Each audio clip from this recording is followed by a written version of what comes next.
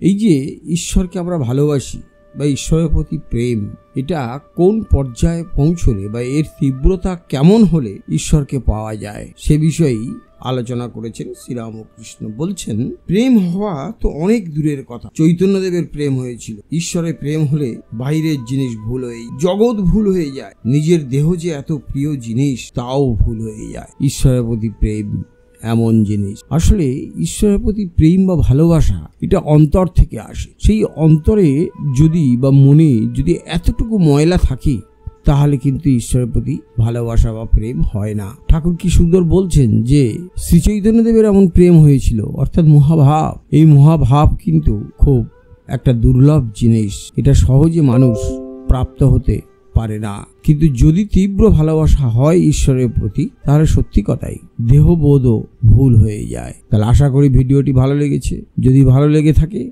তাহলে প্রতিদিনের মতো লাইক, শেয়ার, কমেন্টস করবেন। আর একটি ছোট্ট অনুরোধ রইল, যারা এখনও আমাদের চ্যানেলটি সাবস্ক্রাইব করেননি তারা অবশ্যই চ্যানেলটি সাবস্ক্রাইব করে আমাদের পাশে থাকবেন। তাহলে আজকের মতো বিদায় নিচ্ছি বন্ধুরা, আবার আগামীকাল কথা হবে। নমস্কার, ধন্যবাদ।